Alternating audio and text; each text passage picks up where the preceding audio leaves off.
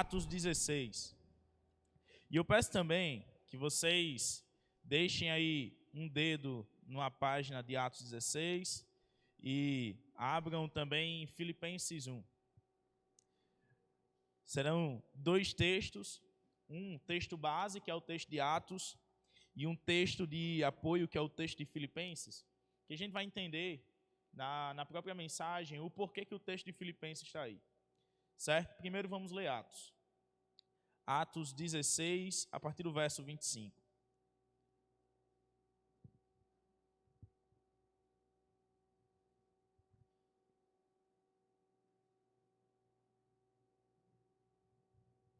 Atos 16, a partir do verso 25 até o 34. Todos acharam? Amém?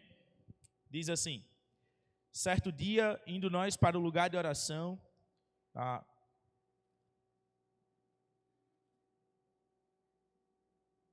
Atos 18, perdão.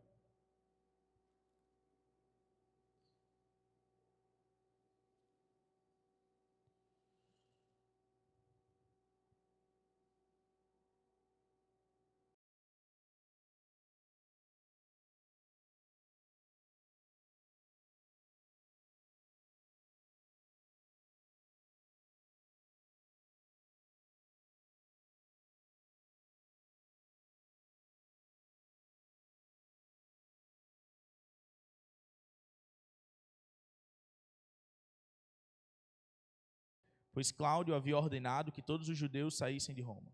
Paulo foi vê-los, e uma vez que tinham a mesma profissão, ficou morando e trabalhando com eles, pois eram fabricantes de tendas.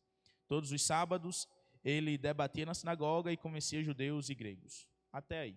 Agora vamos para o capítulo 16, e aí a gente vai ler do versículo 25 até o 34. Capítulo 16 de Atos, do 25 ao 34. Acharam?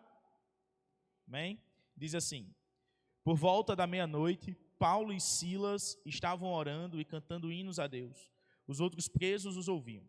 De repente, houve um terremoto tão violento que os alicerces da prisão foram abalados. Imediatamente, todas as portas se abriram e as correntes de todos se soltaram. O carcereiro acordou e, vendo as portas abertas as portas da prisão, desembainhou sua espada para se matar, porque pensava que os presos tivessem fugido. Mas Paulo gritou: não faça isso, estamos todos aqui. O carcereiro pediu luz, entrou correndo e trêmulo prostrou-se diante de Paulo e Silas. Então levou-os para fora e perguntou: senhores, que devo fazer para ser salvo? Eles responderam: creia no Senhor Jesus, e serão salvos, você e os de sua casa. E pregaram a palavra de Deus a ele e a todos os de sua casa. Naquela mesma hora da noite, o carcereiro lavou suas feridas, as feridas deles. Em seguida, ele e todos os seus foram batizados. Então os levou para sua casa, serviu-lhes uma refeição, e com todos os de sua casa alegrou-se muito por haver crido em Deus. Agora vamos para Filipenses 1, 12, do 12 ao 26. Filipenses capítulo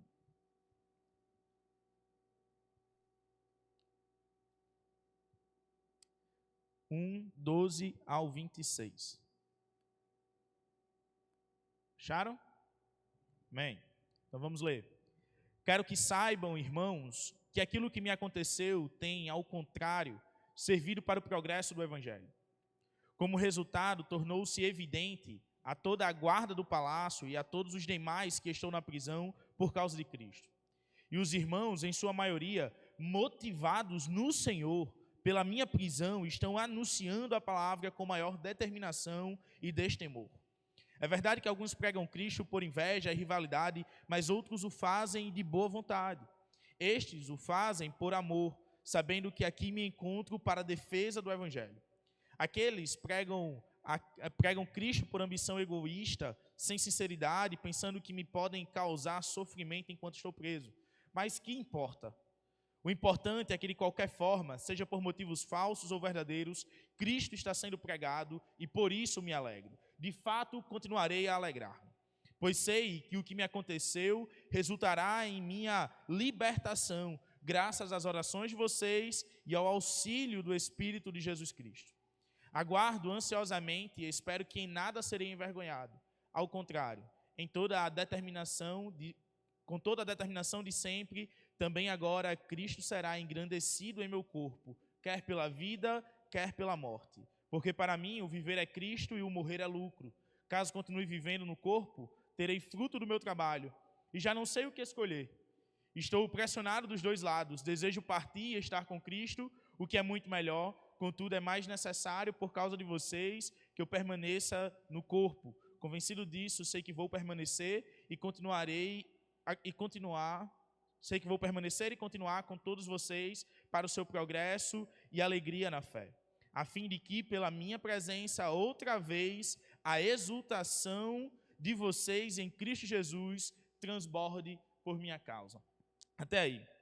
Quando Paulo escreve aos Filipenses esse texto do capítulo 1, a carta toda de Filipenses, Paulo está no exato lugar que Atos 16 narra.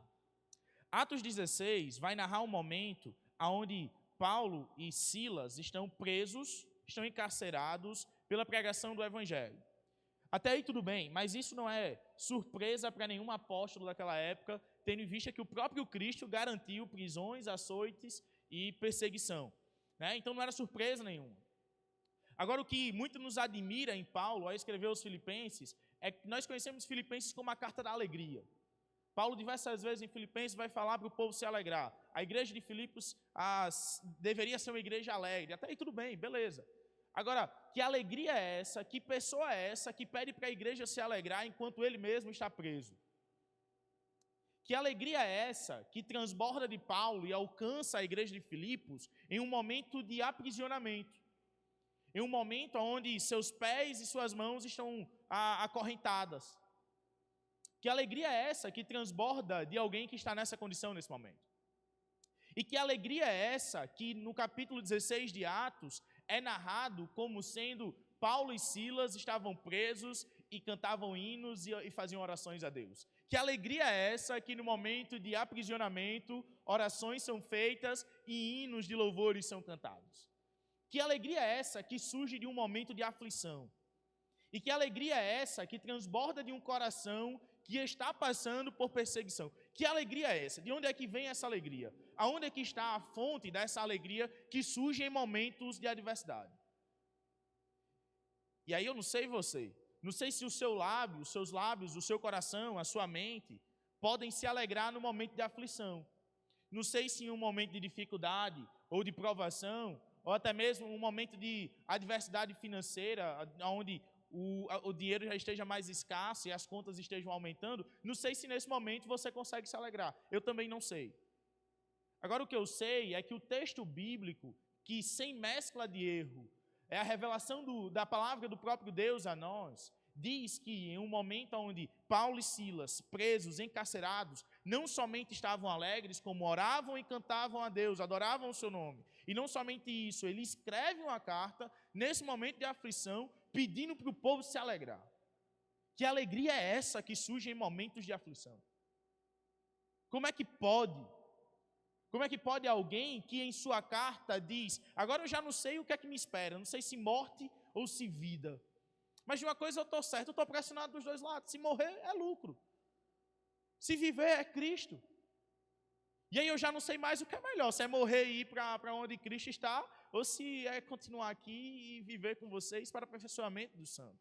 E aí eu já não sei mais. Que pessoa é essa que diante de uma aflição, diante de um aprisionamento, consegue escrever com tanta tranquilidade como aparenta ter no texto bíblico, que ele está disposto tanto a morrer quanto a continuar vivo por amor de Cristo e por amor à causa que ele defende e ao evangelho que ele prega. Eu realmente não consigo entender como é que Paulo ele tem tamanha tranquilidade.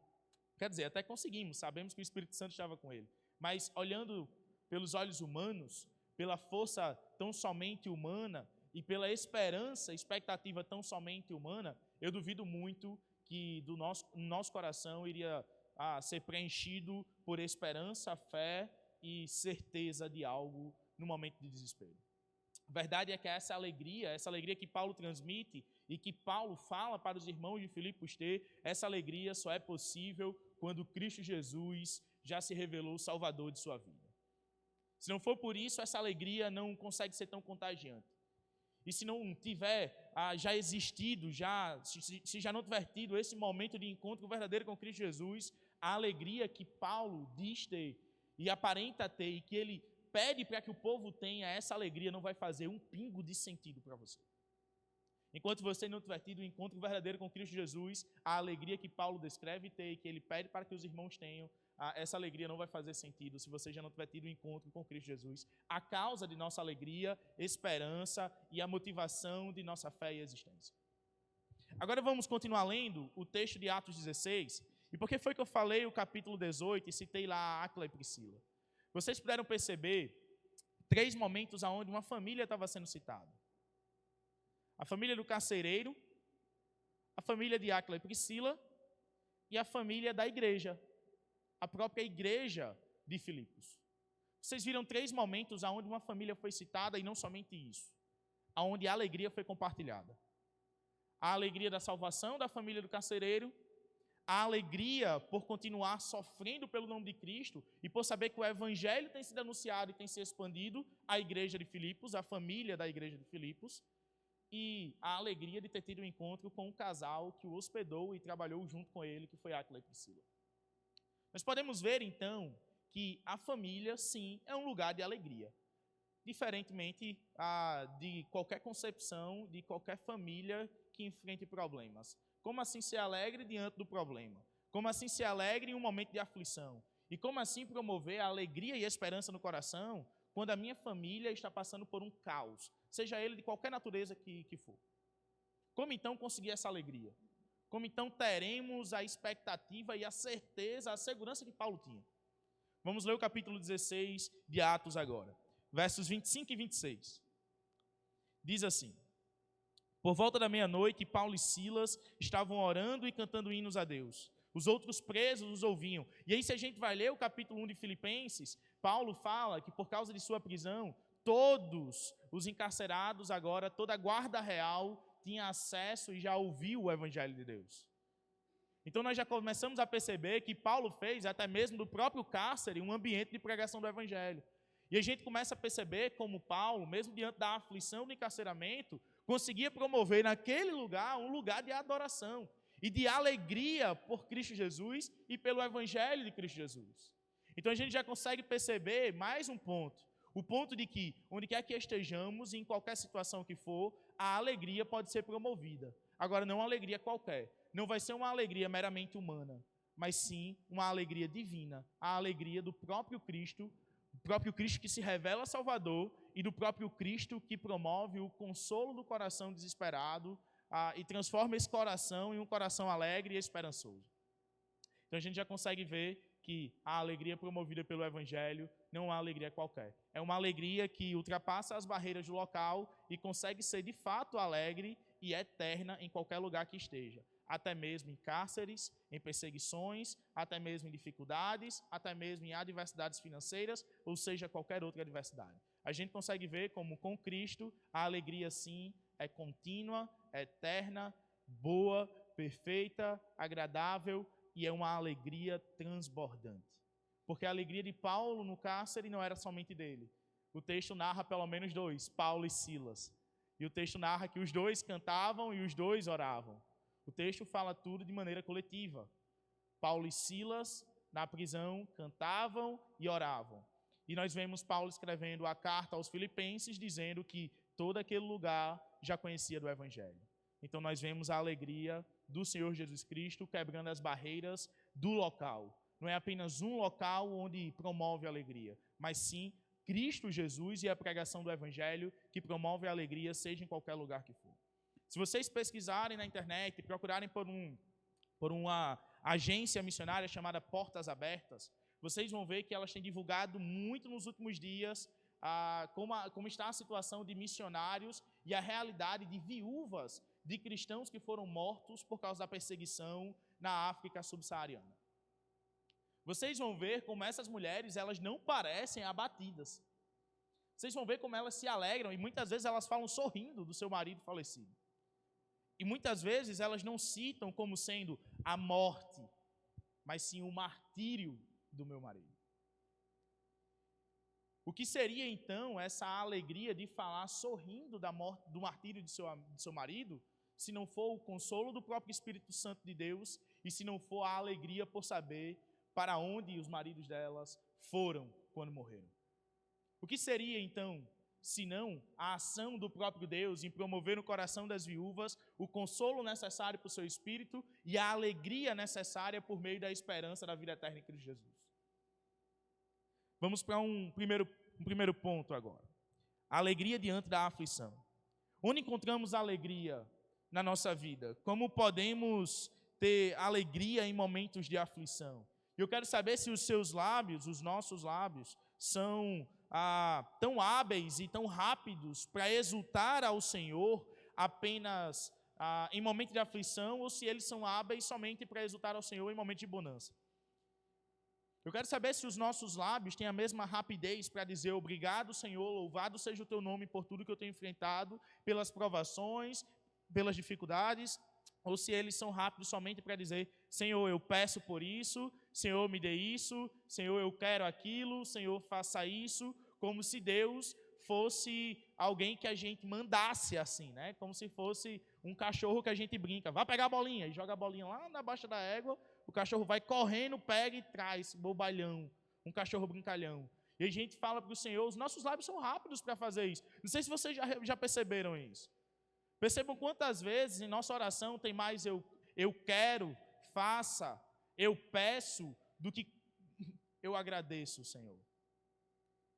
Percebam como os nossos lábios mais rapidamente fazem pedidos e exclamações diante de Deus do que agradecem ou do que o exultam. E é muito fácil eu chegar para o Senhor e dizer assim, louvado seja Deus, Deus seja engrandecido. E a vida está um mar de maravilhas assim. E aí quando a coisa aperta, o diálogo muda. Por que é que Deus tem me permitido passar por isso? Se Deus é tão bom, por que é que isso está acontecendo comigo? Mas a gratidão da providência divina é esquecida. E aí os nossos lábios já mudam a rapidez, a dinâmica com que as palavras são proferidas diante do Senhor. E a nossa consciência pesa em relação a isso. O Espírito Santo de Deus ministra isso ao nosso coração. E deve ser confrontado diariamente. Os nossos lábios devem ser mais hábeis a agradecer ao Senhor por sua providência e sua ação, independente da situação, do que exclamar, seja reclamações, sejam palavras de exultação apenas quando as coisas estão boas. Eu não sei como é que sua consciência reage a tudo isso. Eu espero muito que seja uma reação de Senhor, me perdoe, por favor, porque meus lábios são teimosos. E eu não me esqueço nunca das palavras do próprio Isaías, quando em Isaías 6 ele vê o rei sentado no trono soberano. Né? Porque o contexto de Isaías 6 a gente usa para a missão, então somente quando Isaías fala assim, eis-me aqui, envia-me a mim, né? Mas a gente esquece qual era o contexto da época, era uma transição de reino, era uma transição de liderança política, o rei morreu. Isaías começa falando isso, no ano da morte do rei Uzias, eu vi o Senhor, sentado no alto e sublime trono. Por que é que ele fala do trono? E por que é que ele fala que viu o Senhor no trono? O texto diz, o foco do texto não é dizer do rei humano que tinha morrido, ou do futuro rei que iria assumir, mas do rei soberano do universo, que nunca se ausentou de seu trono soberano, e que continuava e continua regendo todo o universo com tamanha perfeição. Os olhos de Isaías viram o rei soberano e não um rei humano temporário, mas viram o rei eterno. E a ação de Isaías diante disso tudo, após ver os serafins voando e exclamando santo, santo, santo é o Senhor dos exércitos, qual é a ação de Isaías? O que é que acontece? Isaías diz, ai de mim, que sou um homem de lábios impuros e habito no meio de um povo de impuros lábios. E aí é que o texto continua. Então voou até mim um serafim, trazendo uma brasa viva, que tirara com altares do trono de Deus, né, e tocou os meus lábios, e disse que a tua culpa foi perdoada. Os nossos olhos estão fixos no Rei eterno e soberano, que se assenta no trono do universo e governa soberanamente todas as coisas, ou os nossos olhos estão tão somente fixados em coisas humanas? No líder político, na dificuldade que enfrentamos, ou somente no momento de bonança? Onde é que estão fixados os nossos olhos, então? E para quem e como dirigimos as palavras que saem de nossas bocas? Como é que falamos diante de Deus? O que é que temos falado a Deus, pedido a Deus, e qual tem sido a nossa oração ao Senhor? As palavras que proferimos a Deus têm sido palavras de exultação, adoração, gratidão, em todos os momentos, bonança, adversidade, paz e tranquilidade, seja qual for, ou têm sido apenas palavras de exclamação: faça, eu peço, eu quero. Não sei como tem sido a sua oração.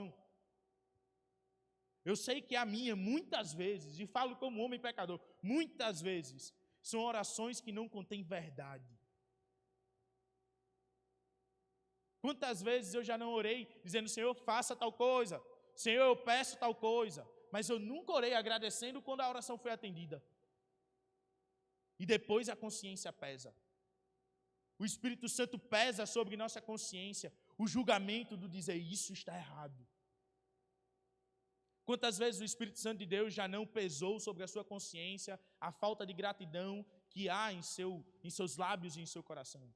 Quantas vezes o Espírito Santo de Deus já não pesou em sua consciência a falta de adoração genuína e exultação verdadeira que deve sair do seu coração verdadeiro diante de Deus? Quantas vezes o Espírito Santo de Deus já não fez isso conosco?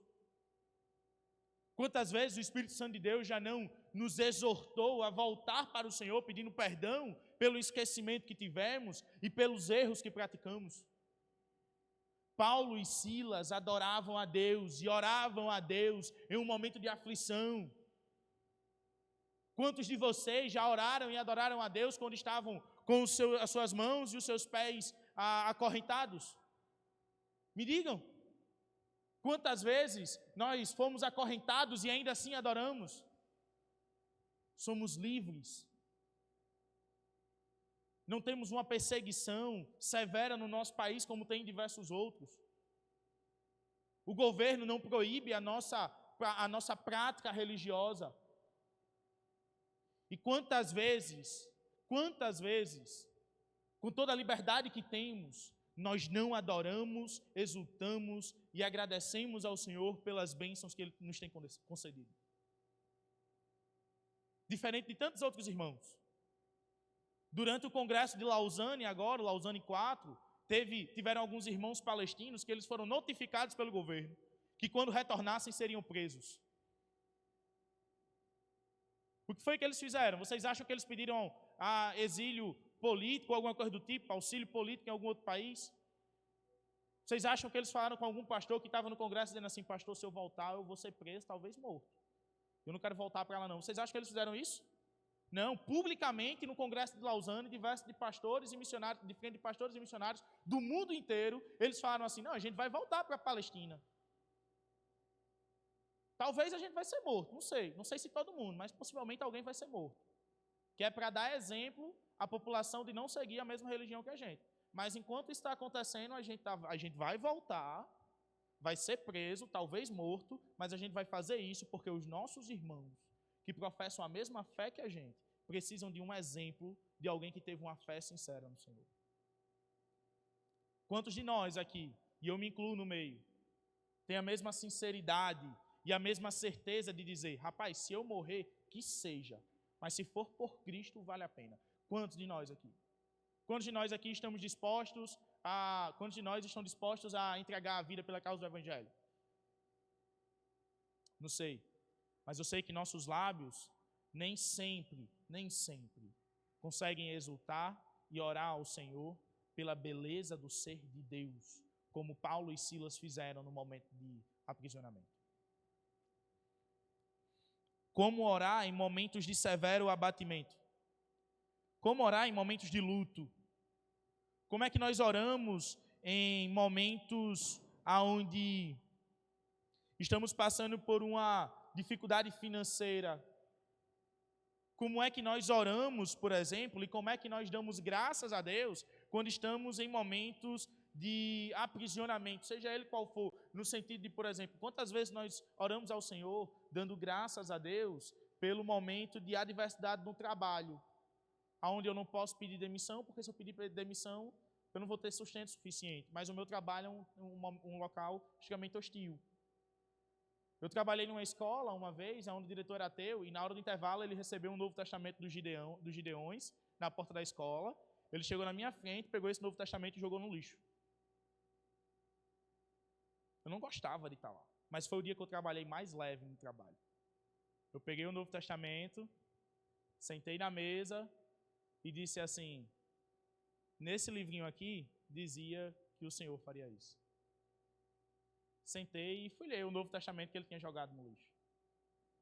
Trabalhei extremamente leve nesse dia. Agora, o que é que nós fazemos nesses momentos de adversidade? O que é que nós fazemos? Como orar diante de Deus? Como orar ao Senhor e como estar diante de Deus em momentos de aflição? Como orar ao Senhor em momentos que o nosso coração está quebrado, em pedaços, quando a nossa alma está aflita, quando o luto nos alcança com a morte de um ente querido. Como orar ao Senhor com gratidão no coração e alegria no coração, em momentos onde a nossa fé está extremamente baixa e a nossa disposição pela causa do Evangelho já não é mais a mesma. Como orar ao Senhor nesses momentos? Seja qual for o momento ou a oração que fazemos, quando fazemos com sinceridade, ela é ouvida por Deus e então vemos o próprio Deus agir. A alegria não está na situação em si, mas em viver isso tudo, tendo o próprio Cristo ao nosso lado. A alegria diante do luto não está no consolo que recebemos de nossos amigos, embora sejam cruciais e de extrema importância. Mas a alegria diante do luto está na certeza de que Cristo está comigo e de que o Espírito Santo Consolador irá me envolver e envolver o meu coração e dos meus familiares com um consolo que somente Ele pode dar. A alegria no momento de dificuldade financeira não está quando a minha conta é paga, mas está no fato de que Deus proveu o necessário. Ele me deu condições de conseguir dinheiro e pagar a conta. A alegria não está, por exemplo, no momento onde eu passo num concurso ou sou promovido na empresa. A alegria está no fato de que o próprio Deus me permitiu conquistar algo que eu não conseguiria sozinho. Foi Deus quem abriu as portas. A alegria está no fato de que temos Cristo ao nosso lado. A alegria não está na situação em si, nem na própria conquista em si. A alegria está no fato de que Deus está conosco. Nada mais importa.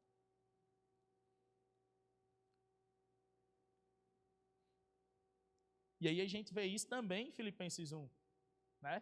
Quando Paulo dá graças pelas ofertas recebidas, quando Paulo fala que sabe viver com muito e com pouco, quando Paulo fala que a alegria dele é transbordante naquele lugar porque o Evangelho está sendo proclamado. E que ele não sabe o que acontecerá, se morte, se vida. Mas ele está alegre com tudo isso, porque Cristo está sendo anunciado.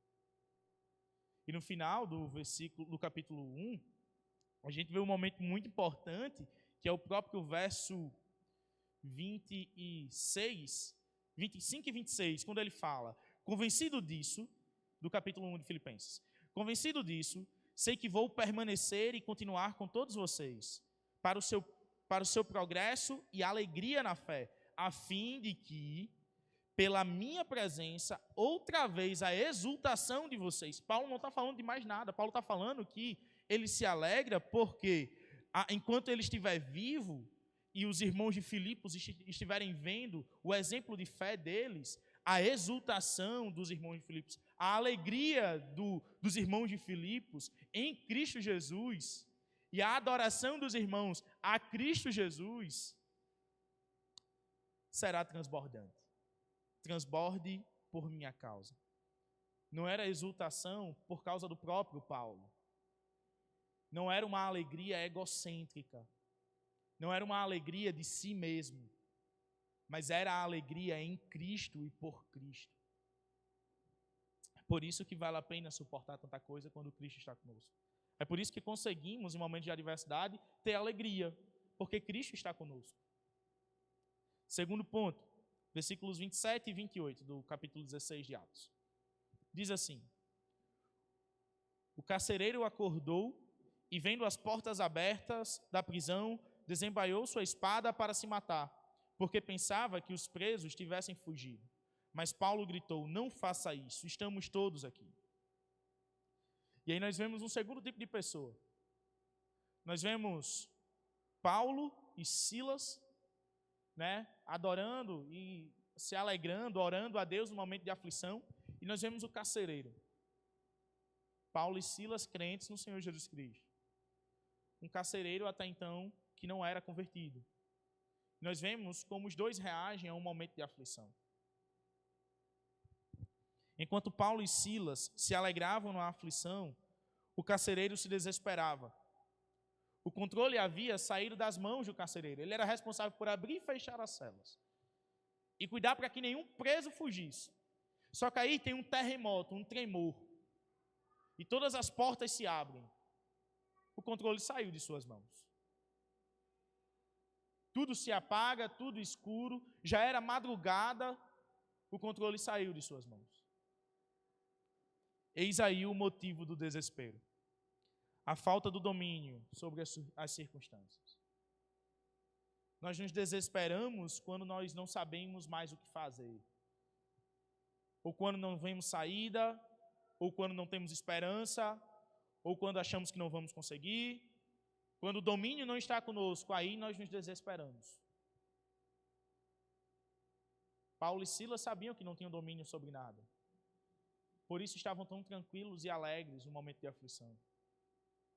O carcereiro perdeu o domínio sobre o funcionamento do seu próprio trabalho. Por isso que o desespero chegou. Ele perdeu o domínio sobre as circunstâncias daquele momento. Enquanto acharmos que as nossas mãos e mentes resolvem tudo, resolvem todas as coisas, o desespero e o medo serão constantes. Precisamos encontrar a calma e a alegria na aflição. Deus enviou o maná ainda no deserto para o seu povo. Deus fez um grande peixe engolir Jonas, e na barriga do peixe Jonas orou. Diante das pedras que o atingiam, Estevão viu a Cristo e orou. No sinédrio, durante as humilhações, os apóstolos se alegraram e exultaram, porque foram considerados dignos de sofrer humilhações por Cristo Jesus. Essa é a grande diferença. Quando entendemos que o domínio de nada está em nossas mãos, aí sim temos paz. Porque sabemos que Deus está no controle de tudo. E Ele nunca perde o controle de nada. Mas enquanto acharmos que o controle de tudo tem que estar nas nossas mãos, o medo e a aflição, o desespero serão constantes. Nessa situação toda, o terremoto não era nada senão a ação do próprio Deus em meio aos seus escolhidos. Terremoto não era problema para o povo de Deus. Na realidade, os que andaram com Jesus já estavam acostumados. Quando Cristo morreu e ressuscitou, a terra tremeu. Quando o Espírito Santo desceu sobre os crentes, lá em Atos 4, houve um tremor também, um terremoto, e todos foram revestidos de poder. O chão tremer não era novidade para o crente daquela época, né? O chão tremer não era nada de surpreendente para o povo de Deus naquele momento. Mas o que é que nós fazemos quando o nosso chão treme? O que é que nós fazemos quando os nossos pés são abalados por algum tremor? O que é que nós fazemos quando na nossa vida tudo está indo bem e do nada perdemos o chão? O que é que nós fazemos nesse momento? É aí que nós colocamos diante da mesa duas situações: o que somos diante de Deus e o que fingimos ser diante de Deus. O chão tremer não era uma novidade. O que o carcereiro vivenciava era a ação do próprio Deus no meio do seu povo. Povo esse que o carcereiro viria a fazer parte. Quando o chão tremeu na ressurreição, Deus estava redimindo toda a humanidade. Quando o chão tremeu e o Espírito Santo desceu, os crentes foram revestidos de poder do alto. Era a ação do próprio Deus. O tremor que o carcereiro estava vivendo naquele momento, sentindo o chão tremer, as portas se abrindo, as portas dos cárceres se abrindo, era a ação do próprio Deus. Vocês lembram como começa a história no cárcere? Paulo e Silas estão fazendo o quê? Orando e cantando louvores a Deus. Deus age em nossas orações. E se vocês repararem toda a história, principalmente as descritas em Atos, há quem diga que Atos dos Apóstolos é o nome errado, porque deveria ser Atos do Espírito Santo. Há quem diga que Atos do Espírito Santo é um nome muito pequeno, porque a Trindade é revelada em todo o livro de Atos. E há quem diga que tudo isso pode ser resumido por uma frase.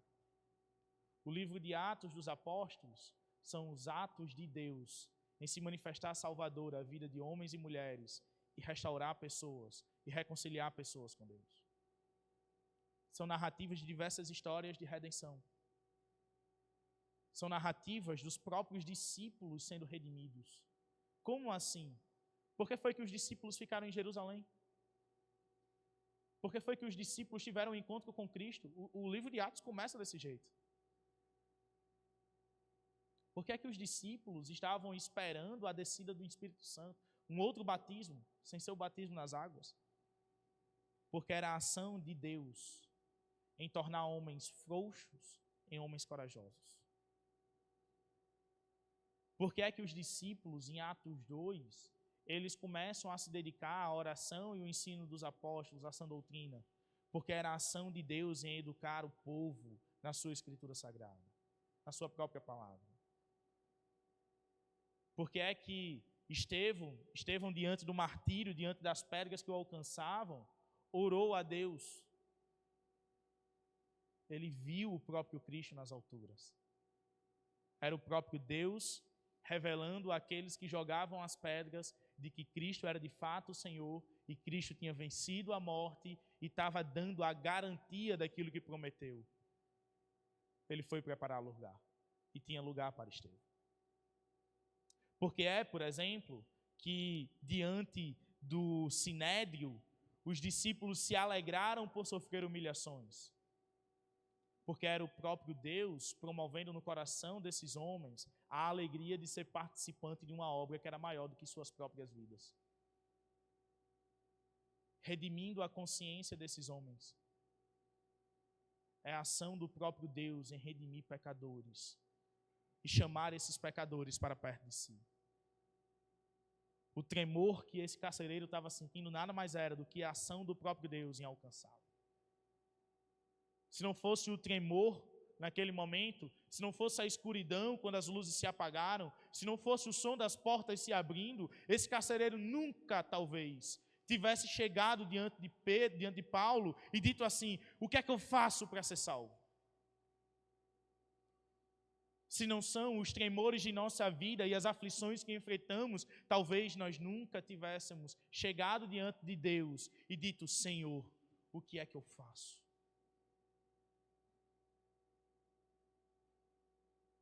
Se não fosse as aflições que enfrentamos e as dificuldades que passamos, talvez nós nunca entendêssemos quais são os planos de Deus para a nossa própria vida.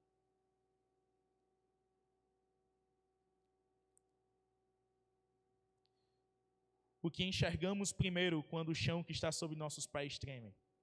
Enxergamos a nossa falta de controle e nos desesperamos, ou enxergamos o controle divino e nos alegramos em seu agir poderoso? O que é que fazemos então?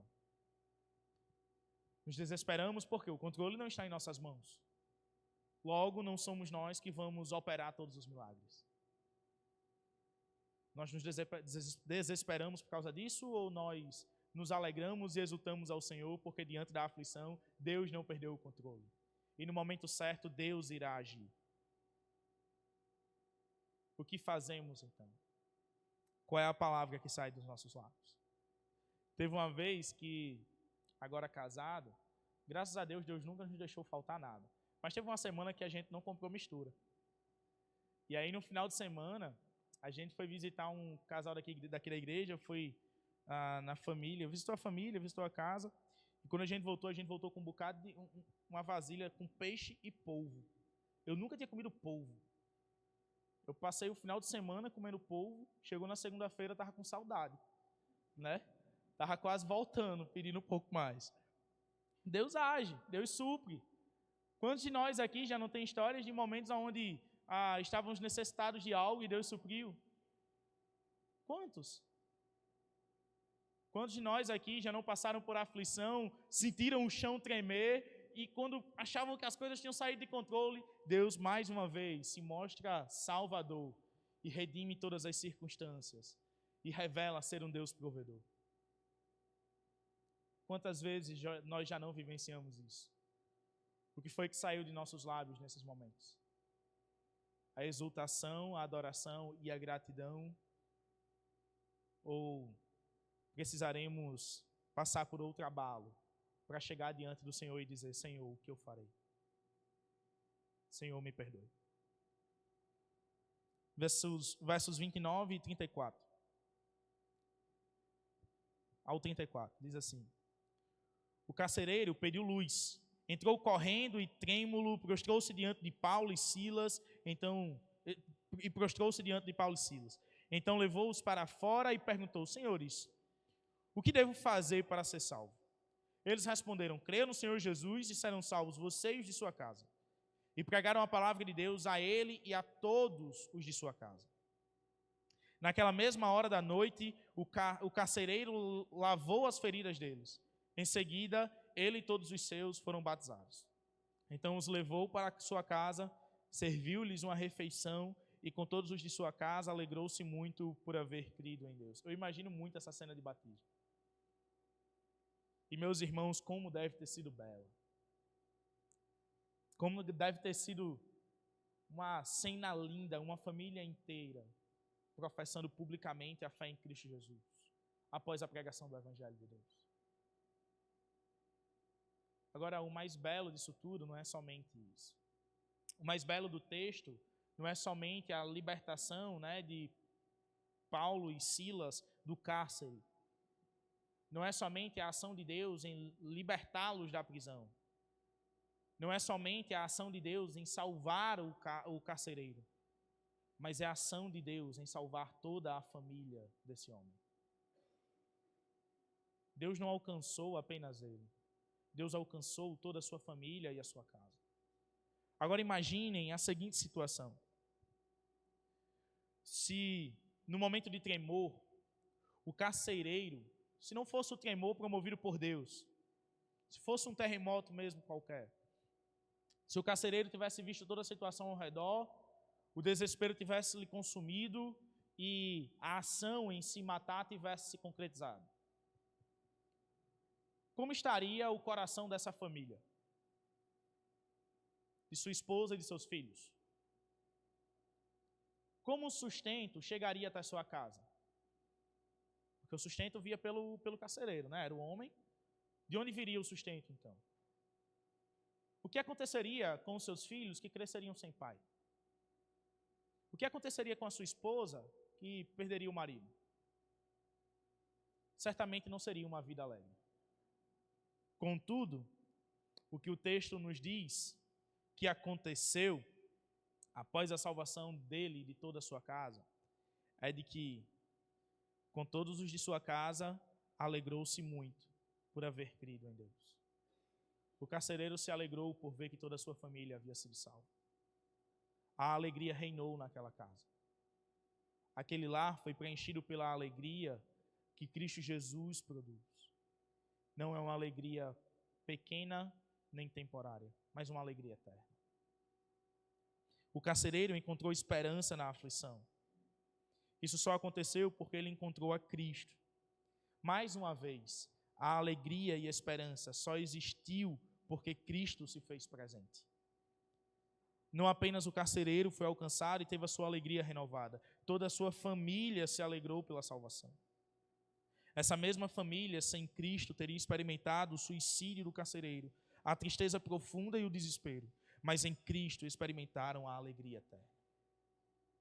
Isso não significa que suas vidas melhoraram e nunca mais foram tristes ou enfrentaram dificuldades.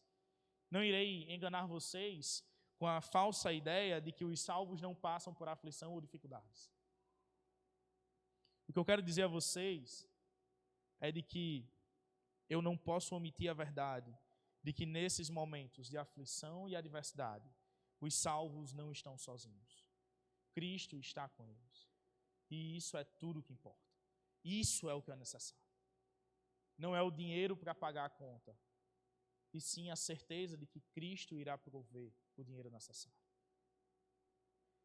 Não é a casa limpa, não é a louça limpa, mas é a esperança e a certeza de que no momento certo, Cristo me dará a permissão para que as coisas sejam realizadas.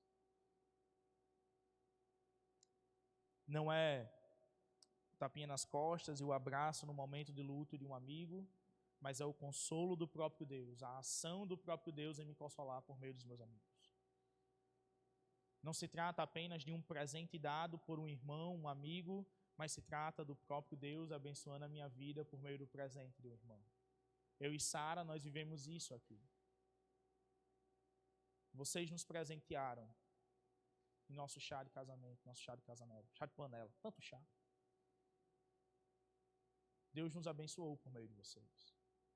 Deus supriu a mistura do final de semana com os irmãos que nos deram peixe e polvo. Deus supriu a nossa alegria e renova as nossas forças e alegria na terça-feira à noite, quando Sara trabalha das 7 da manhã até as 5:30 da tarde.